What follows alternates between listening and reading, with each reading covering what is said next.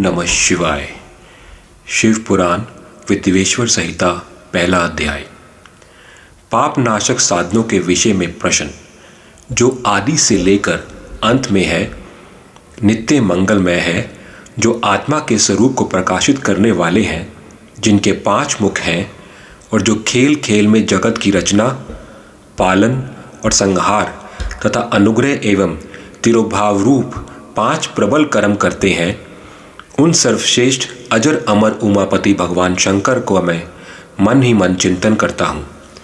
व्यास जी कहते हैं, धर्म का महान क्षेत्र जहाँ गंगा यमुना का संगम है, उस पुण्य में प्रयाग जो ब्रह्मलोक का मार्ग है, वहाँ एक बार महातेजस्वी महाभाग महात्मा मुनियों ने विशाल यज्ञ का आयोजन किया।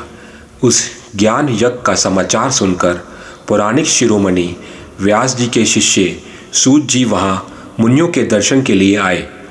सूत जी का सभी मुनियों ने विधिवत स्वागत व सत्कार किया तथा उनकी स्तुति करते हुए हाथ जोड़कर उनसे कहा, हे सर्वज्ञ विद्वान रोमहर्षण जी, आप बड़े भाग्यशाली हैं। आपने स्वयं व्यास जी के मुख से पुराण विद्या प्राप्त की है। आप आश्चर्य स्वरूप कथाओं का भंडार है। आप भूत भविष्य और वर्तमान के ज्ञाता हैं। हमारा सौभाग्य है कि आपके दर्शन हुए। आपका यहाँ आना निरर्थक नहीं हो सकता। आप कल्याणकारी हैं। उत्तम बुद्धि वाले सूत जी, यदि आपका अनुग्रह हो तो गोपनीय होने पर भी आप शुभ अशुभ तत्व का वर्णन करें, जिससे हमारी तृप्ति नहीं होती और उसे सुनने की हमारी इच्छा ऐसे ही रहती है। कृपा कर उस विषय का वर्णन करें। घोर कलयुग आने पर मनुष्य पुण्य कर्म से दूर होकर दुराचार में फंस जाएंगे, दूसरों की बुराई करेंगे, पराई स्त्रियों के प्रति आसक्त होंगे, हिंसा करेंगे, मूर्ख नास्तिक और पशुबुद्धि हो जाएंगे। सूत जी, कलयुग में वेद प्रतिपादित वर्ण आश्रम व्यवस्था नष्ट हो जाएगी। प्रत्येक वर्ण और आश्रम में रहने वाले अपने अपने धर्मों के आचरण का परित्याग कर विपरीत आचरण करने में सुख प्राप्त करेंगे।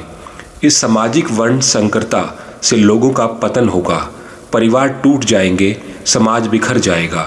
प्राकृतिक आपदाओं से जगह जगह लोगों की मृत्यु होगी, धन का क्षय होगा, स्वार्थ और लोभ की प्रवृत्ति बढ़ जाएगी, ब्राह्मण लोभ ही हो जाएंगे और वेद बेचकर धन प्राप्त करेंगे, मद से मोहित होकर दूसरों को ठगेंगे, पूजा पाठ नहीं करेंगे और ब्रह्म ज्ञान से शून्य होंगे।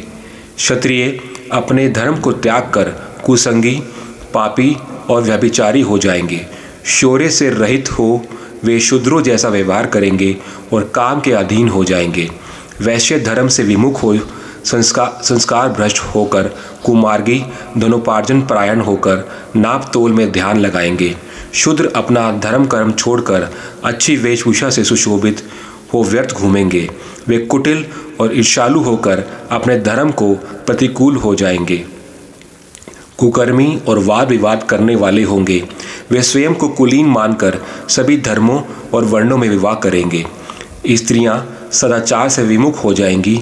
वे अपने पति का अपमान करेंगी और सास ससुर से लड़ेंगी, मलिन भोजन करेंगी।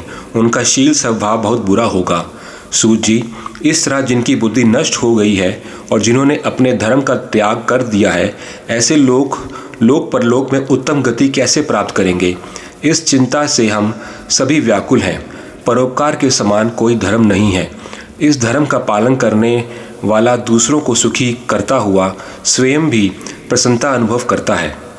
यह भावना यदि निष्काम हो तो कर्ता का हृदय शुद्ध करते हुए उसे परम गति प्रदान करती है। हे महामुने, आप समस्त सिद्धांतों के ज्ञाता हैं। कृपा कर कोई ऐसा उपाय बताइए जिससे इन सबके पापों का तत्काल नाश हो जाए। व्यास जी कहते हैं, उन श्रेष्ठ मुनियों की यह बात सुनकर सूत जी मन ही मन परम श्रेष्ठ भगवान शंकर का स्मरण करके उनसे इस प्रकार बोले, ओम नमः शिवाय।